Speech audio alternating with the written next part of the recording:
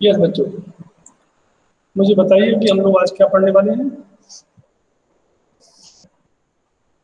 Sir आपने linear previous momentum. Class में बोला था मोमेंटम करेंगे। ओके, मोमेंटम करेंगे।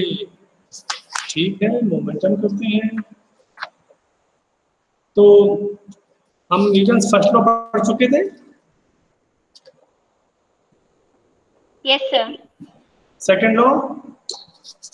No sir. No sir. अच्छा, अभी सेकंड लॉ नहीं पढ़ा मैंने। अच्छा ओके, अच्छा अच्छा ठीक है, समझ आया मुझे कि वो हमने क्या पढ़ लिया अभी। अभी हमने न्यूटन का फर्स्ट लॉ पढ़ लिया है ना, और इनर्शिया पढ़ लिया। Yes sir. Yes sir. Yes sir. Inertia. हाँ, good, very good. Now today we will discuss about momentum. So today's topic is momentum. ठीक, note down momentum. लाओ अब हम इसके बारे में बात करते हैं। एक्चुअली मोमेंटम को ऐसे समझो कि मान लो हाँ चलो जानवी, यस सर। मान लो कि सामने से एक कोई बच्चा साइकिल चला के आ रहा है, ठीक है, और साइकिल चला के आ रहा है और वो क्लास थर्ड फोर्थ में, छोटी साइकिल उसके पास, और उसकी साइकिल की स्पीड है 5 मीटर पर सेकेंड। वो आपकी तरफ आ रहा है और उसकी साइकिल का ब्रेक फेल हो गया। उसने कहा दीदी बचाओ, तो क्या तुम उसकी साइकिल रोक लोगी, पकड़ लोगी?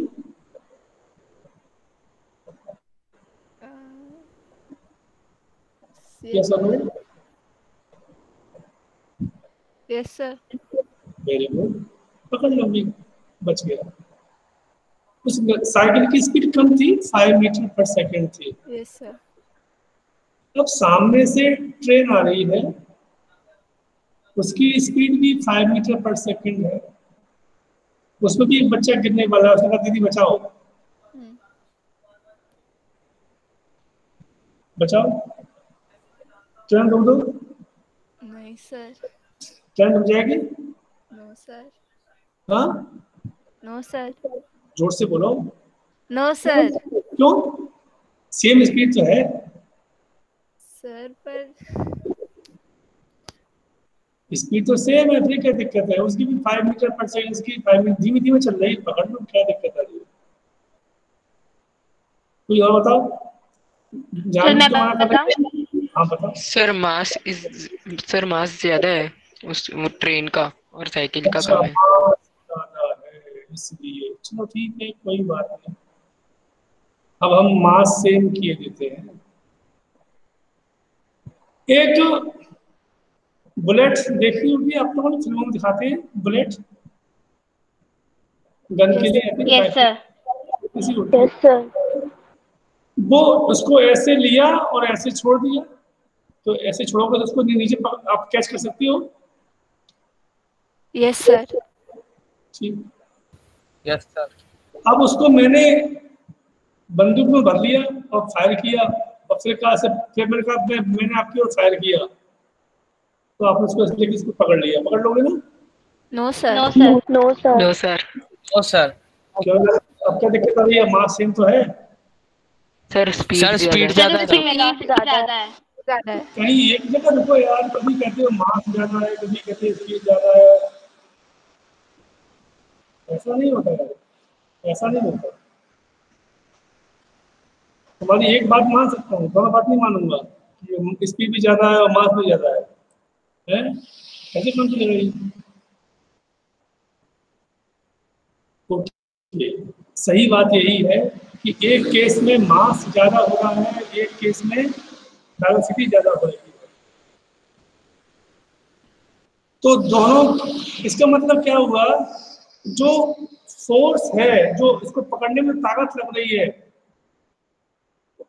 पहले वाले केस में हम ट्रेन को इसलिए नहीं रोक पाए क्योंकि इसका मास ज्यादा था, हमें हाई फोर्स चाहिए।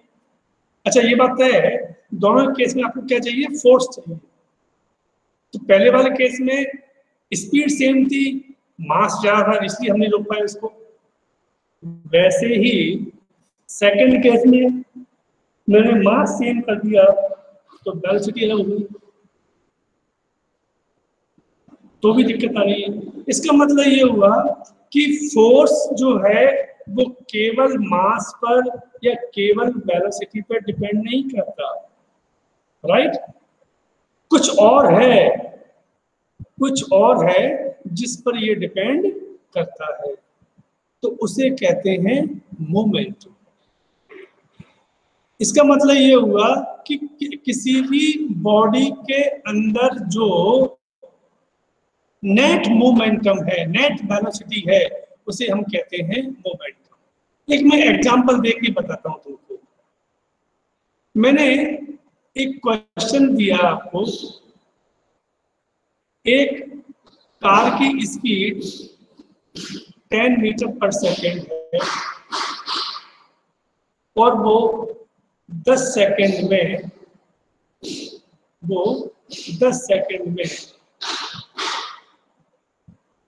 उसकी स्पीड 20 मीटर पर सेकेंड हो जाती है।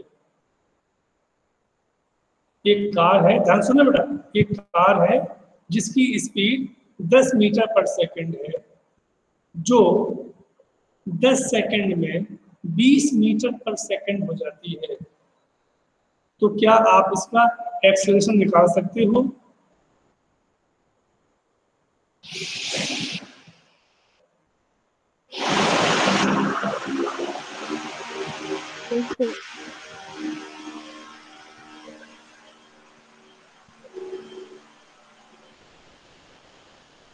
निकाल सकते हो?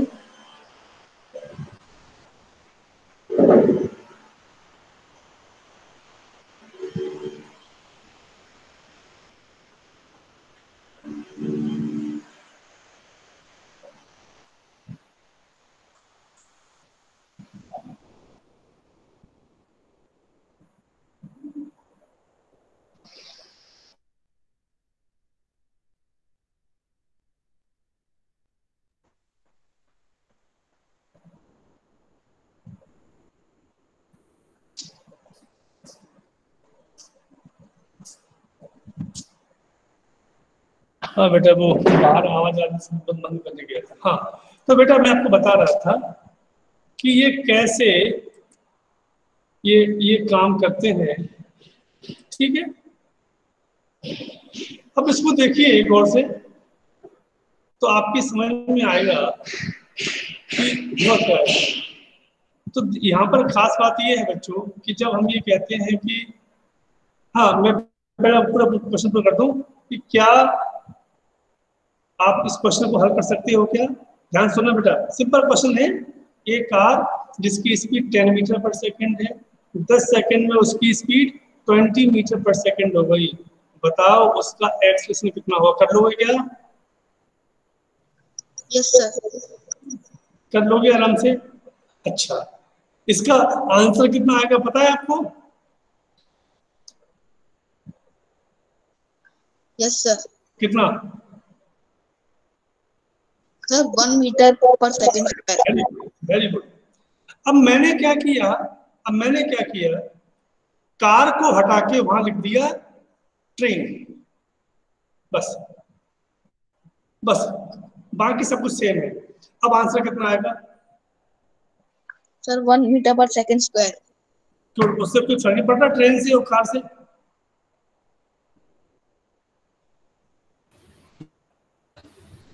Nakul, no sir. क्यों नहीं फर्क पड़ा? क्यों नहीं फर्क पड़ा? सिंपल सी बात है, वो फर्क इसलिए नहीं पड़ा बेटा क्योंकि वहां पर हमें इससे मतलब ही नहीं है कि वो कार है कि हाथी है, घोड़ा है, कुत्ता है, बिल्ली है, साइकिल है, मोटरसाइकिल, हमें कोई मतलब नहीं निकलता उसका। वहां पर हमें सिर्फ स्पीड से मतलब था। लेकिन जब हम किसी चीज को थ्रो करते हैं, लेकिन बड़ा ध्यान देना, एक बार ध्यान देना कि यदि उसी क्वेश्चन को मैं आगे बढ़ा देता, कार का और ट्रेन का, कि इनका एक्सीडेंट हो गया, तो बताओ किससे ज्यादा नुकसान होगा? अब बोलो। Train, right? ट्रेन से होगा। तो मतलब क्या हुआ कि कहीं ना कहीं अब ये जो चैप्टर हम पढ़ने चुके, इस चैप्टर का नाम क्या आपको पता है ना? लॉज ऑफ मोशन, फोर्स पढ़ रहे हैं लोग। तो फोर्स के लिए क्या क्या रिस्पॉन्सिबल है? तो उसमें सबसे पहले होता है मोमेंटम। नाउ लिखिए, the quantity of motion, the quantity of motion, the quantity of motion possessed by a possessed by a moving body, possessed by a moving body is known as momentum of the body, is known as momentum of the body.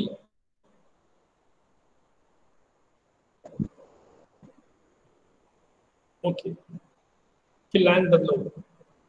Sir, can you repeat? क्या बेटा? Sir, can you repeat? हाँ, sure. The quantity of motion possessed by a moving body is known as momentum of the body.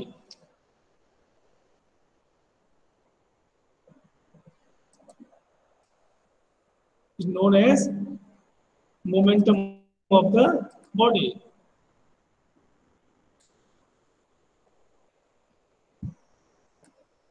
ठीक, आगे से आगे देखिए, line change. अब ये होता कितना है? तो लिखिए, momentum of body is equal to the momentum of the body. If momentum of a body is equal to the product of the mass and velocity of the body. Mass and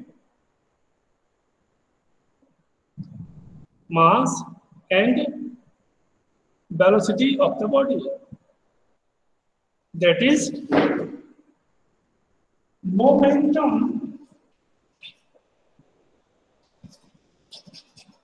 is equal to mass into velocity. ठीक है, mass into velocity.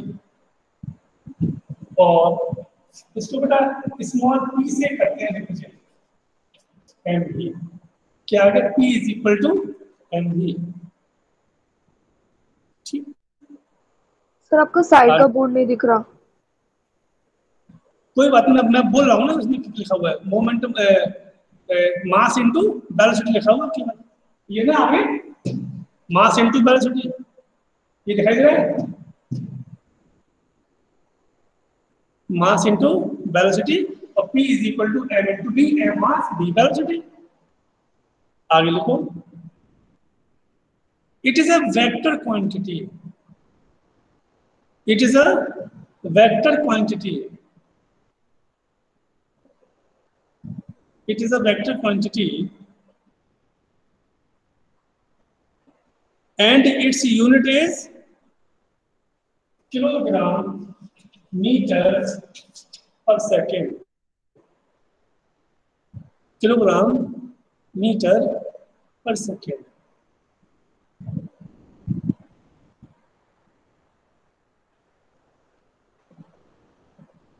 ठीक, अब आइए आज के तीसरे और second law पे। अब हम लोग सेकेंड लॉ पे आएंगे और बात करेंगे। सो लिखिए, second law of motion, second law of motion.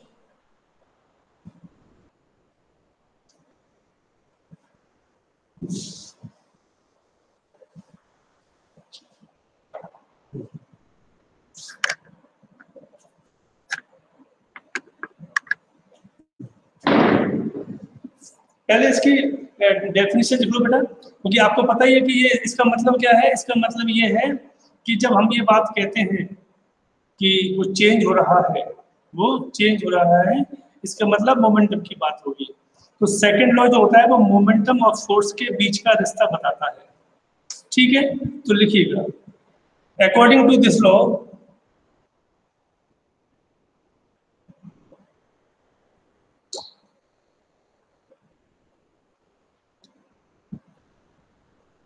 the change in momentum the change in momentum of a body per unit time is directly proportional to the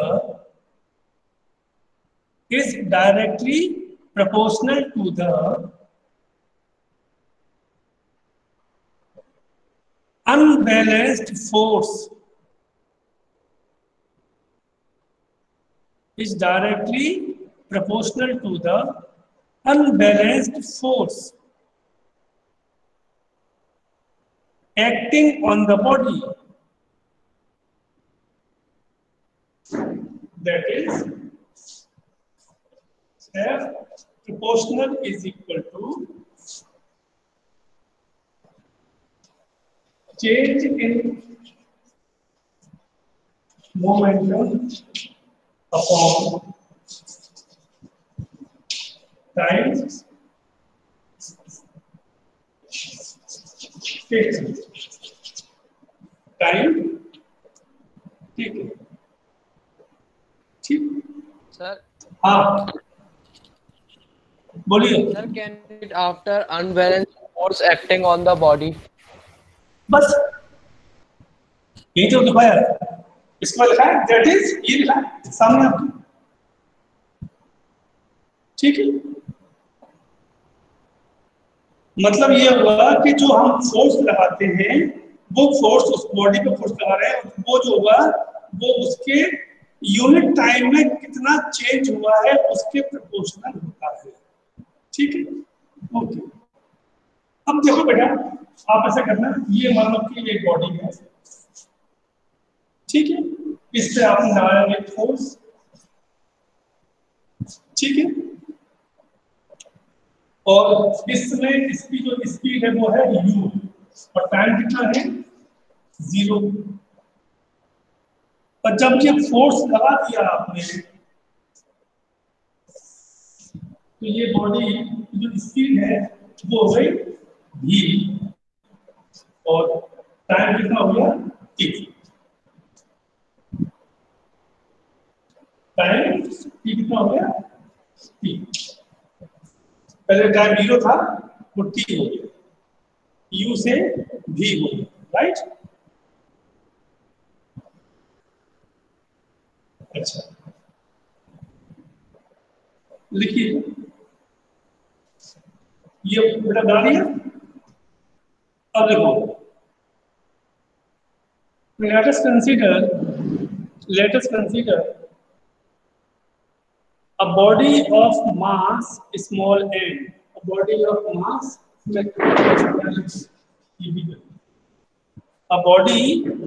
mass small m moving with initial velocity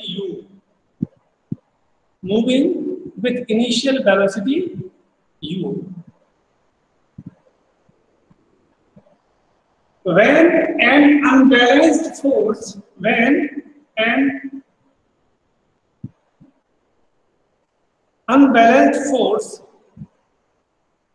acting on the body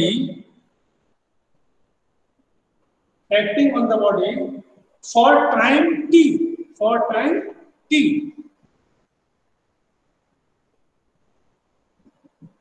so that the velocity become v, right? Hence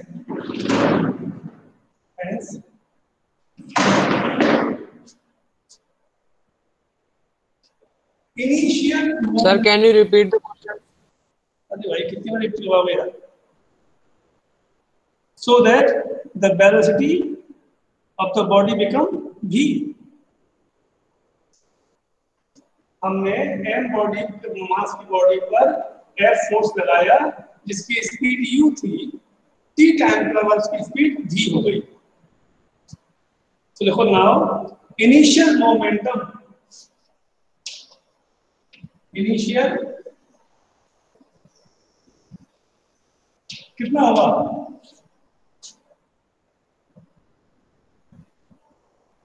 mu। शुरुआत में मास कितना है m, speed कितनी है u, तो mu। अच्छा, final momentum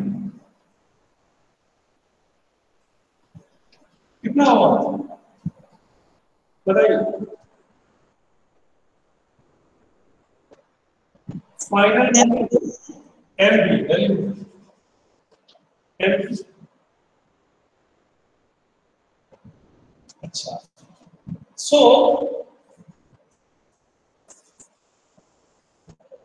change in momentum कितना हो जाएगा, mv माइनस mu।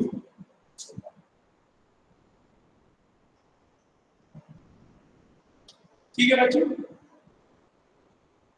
इसको ये पहली वाली को इसको इक्वेशन फर्स्ट मानेगा, है ना, इसको फर्स्ट मानेगा।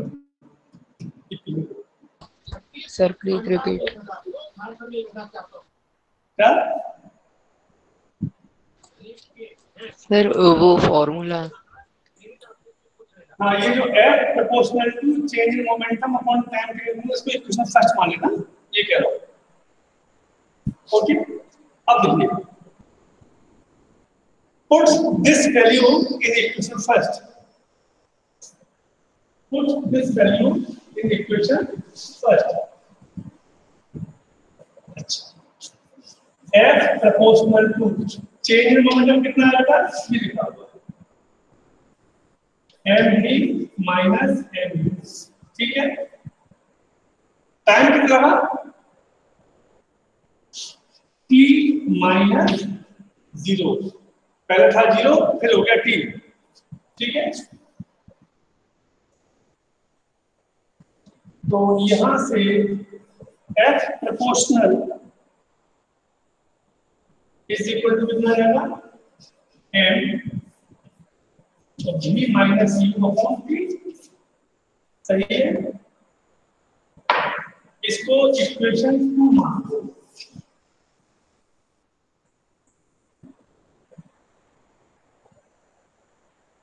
फिर लिखिए,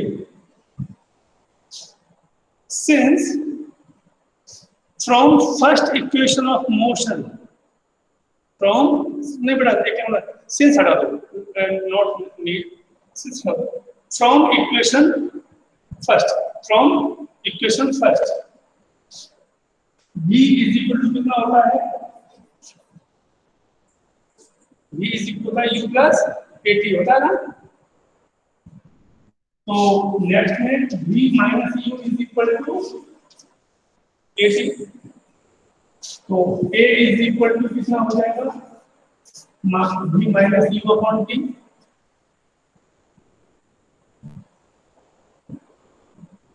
put this value in equation second, put this value in equation second.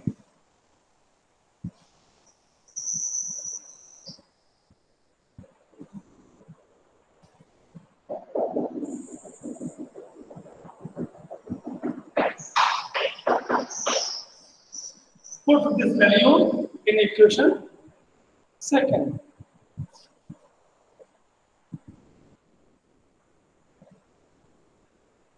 ठीक है, तो क्या हो जाएगा, v माइनस u की जगह a आ जाएगा, तो यहाँ पर आपको आ गया f प्रोपोर्शनल टू fa।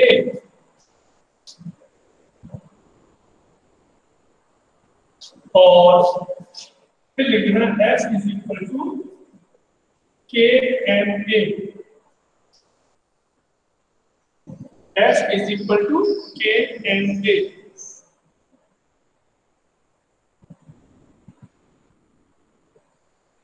आगे लिखो F is equal to kma. फिर लिखो आगे where k is proportionality constant, where k is proportionality constant,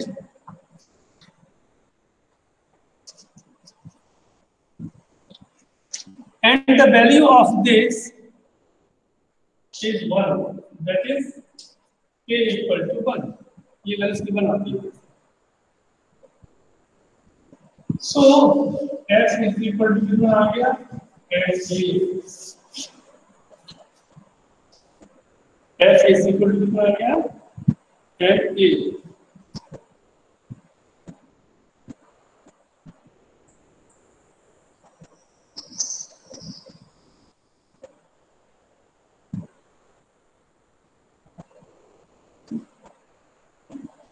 ठीक है,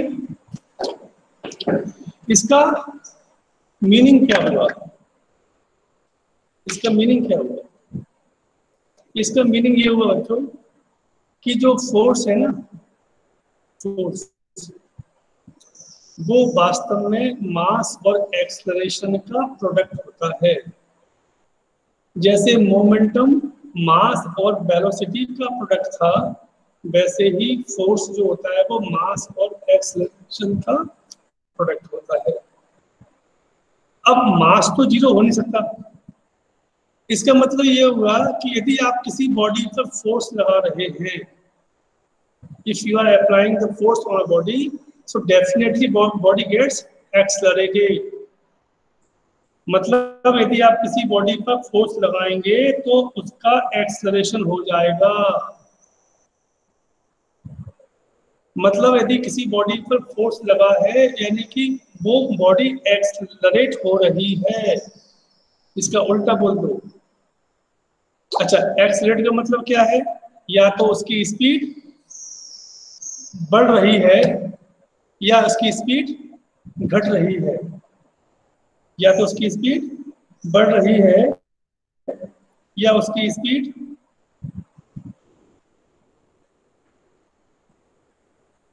बढ़ रही है या उसकी स्पीड घट रही है. फिर से बोल रहा हूं. अब यदि मैंने ये कह दिया कि a 0 है तो इसका मतलब क्या हुआ?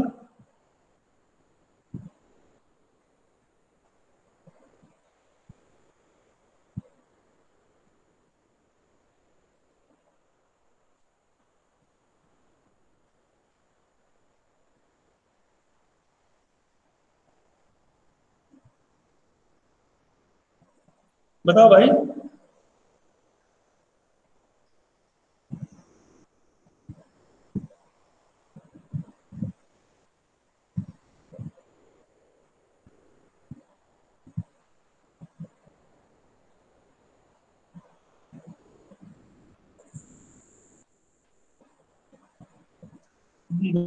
बोलो भैया.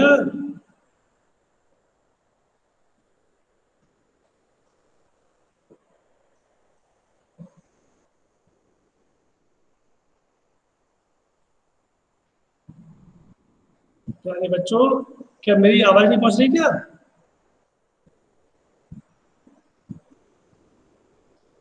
हाँ, सर आ रही है.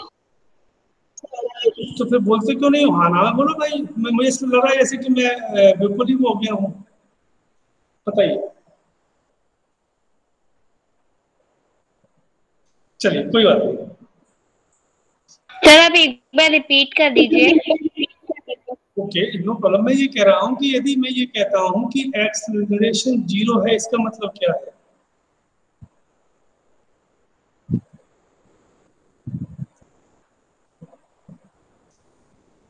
If acceleration is 0, what is the meaning of this? This means Sir. body is in uniform motion, right? Yes or no? Yes sir. हाँ, इसका मतलब ये हुआ यदि बॉडी यूनिफॉर्म मोशन में है तो उस पर कोई फोर्स नहीं लगेगा। ध्यान देना। और यदि बॉडी में इसका मतलब ये हुआ कि दोनों एक दूसरे के वाइस वर्सा है बेटा।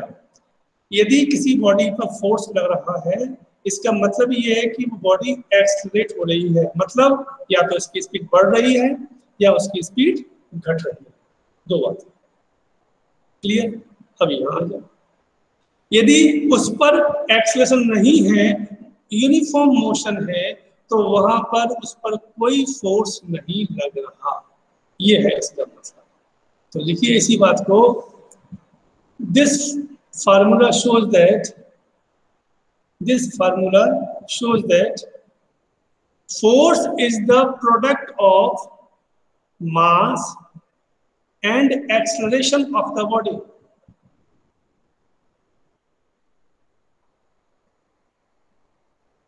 ठीक,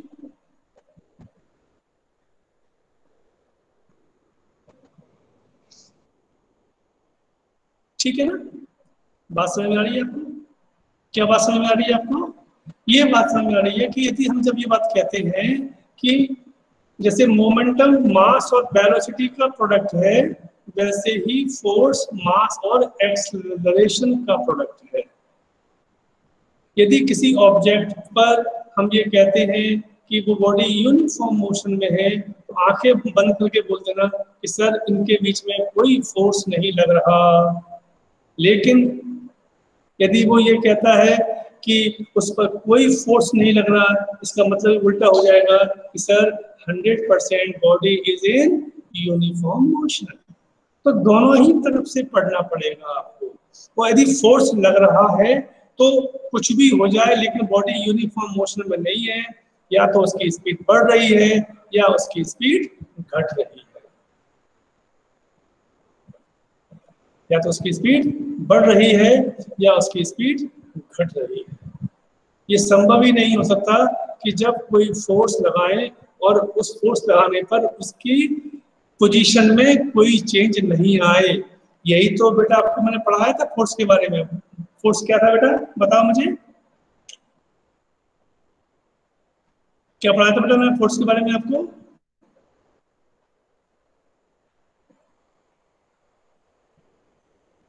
मैंने आपको पढ़ाया था कि फोर्स क्या होता है। Force is an external agent which can change और try to change the position, shape और साइज ऑफ द ऑब्जेक्ट। यही पढ़ाया था बेटा आपको मैंने, तो भूल गए? Yes sir. तो इसका मतलब देखो, हम अपनी ही उन्हीं बातों को जस्टिफाई करने का प्रयास कर रहे हैं बार बार, कि इसका मतलब ये हुआ कि यदि किसी बॉडी पर फोर्स लग रहा है तो ये संभव ही नहीं है कि उसकी पोजीशन ना बदले, उसकी सिचुएशन ना बदले, उसका शेप ना बदले। यदि सब कुछ यूनिफॉर्म है, मतलब ठेंगा, वहां पर कोई फोर्स नहीं लग रहा। तो वास्तव में जो सेकंड लॉ है वो बहुत कुछ बताता है। फर्स्ट लॉ क्या कहता है बेटा आपका? फर्स्ट लॉ कहता है बेटा, अकॉर्डिंग टू दैट, कि if a body is in rest it will be continue in rest, if is in motion it will be motion in move in a same direction until and unless an unbalanced force act on body। जब तक तो पहला वाला जो law है वो केवल force की महिमा के बारे में बताता है कि फोर्स कुछ है, फोर्स कुछ है जो किसी भी बॉडी के शेप साइज को बदलता है, उसकी पोजीशन को बदलता है बिना उसके। अब सेकंड लॉ बताता है कि वो फोर्स क्या है। ध्यान देना, फर्स्ट लॉ कहता है फोर्स कुछ है, ये बताता है कि फोर्स क्या है। यानी कि इस फार्मूले मतलब इस सेकंड लॉ से हम फोर्स के मैग्नीट्यूड की बात कर सकते हैं, उसकी वैल्यू निकाल सकते हैं, हम फोर्स को डिफाइन कर सकते हैं, हमने कितना फोर्स लगाया ये निकाल सकते हैं, उसके फोर्स लगाने, यानी कि सेकंड लॉ से आप उस फोर्स के होने वाले जो इम्पैक्ट है, जो इफेक्ट है, उनको आप निकाल सकते हो।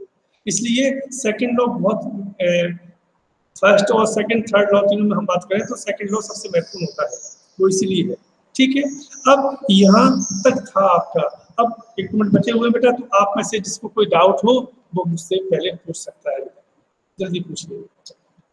आज से जुड़ा कोई क्वेश्चन आपको आइडिया समझ में नहीं आया हो तो आप मुझसे पूछिए, क्योंकि अब नया टॉपिक शुरू हो नहीं पाया, उस समय हमारे पास काफी कम बचा है ना। और हमको सारे इसके जो एग्जांपल्स हैं जिन्हें हम कल अपने नेक्स्ट क्लास में पढ़ेंगे, नेक्स्ट इसको, है ना।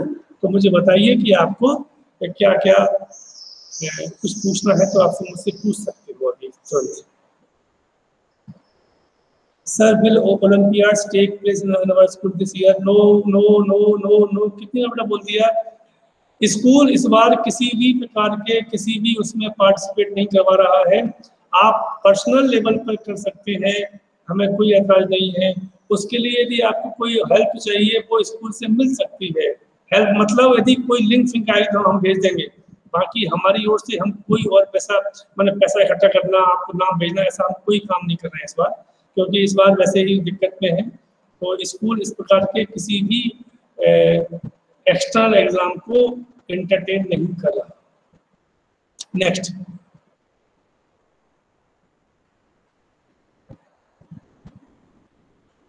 Yes I am waiting.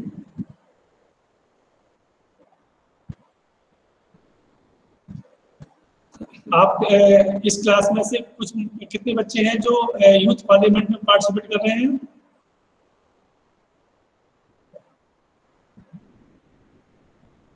अच्छा, सोम साहू एक और, रामानिका 2,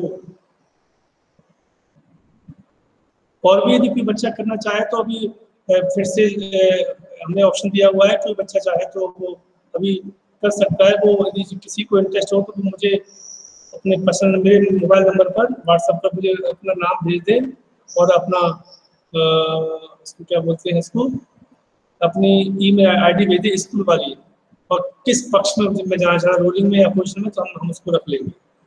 ठीक है ना, ऐसा आप चाहें तो कर सकते हैं। हाँ, किसी ने एक मुझे क्वेश्चन पूछा है कि वो मेरे समझ नहीं आया, वो क्या पूछना चाह रहा है। वो ये कह रहा है कि second law of motion is equal to the Newton second law of motion. हाँ, एक ही बात है बेटा, एक ही बात है जानवी। सेकंड ये तीनों लॉ जो है वो न्यूटन ने दिए थे। जैसे वो 3 इक्वेशन है बेटा, वो v is equal to u plus at है ना, s is equal to ut plus half at square, v square is equal to u square plus 2s। जैसे वो तीनों है वो तीनों न्यूटन ने ही दी थी, ये भी तीनों लॉ न्यूटन के ही दिए हुए हैं। तो चाहे आप इनको सेकंड थर्ड लॉ बोल दो या Newton first second third law बोल सकते हो, एक ही बात है। वो दोनों ही स्थिति में वो क्या है, वो न्यूटन से लॉ है, एक ही बात है ना। ओके ठीक है, ओके बच्चों, तो साई राम, हम लोग फिर मिलेंगे थर्सडे को और फिर आगे पढ़ेंगे। तब तक के लिए नमस्कार, साई राम, थैंक यू।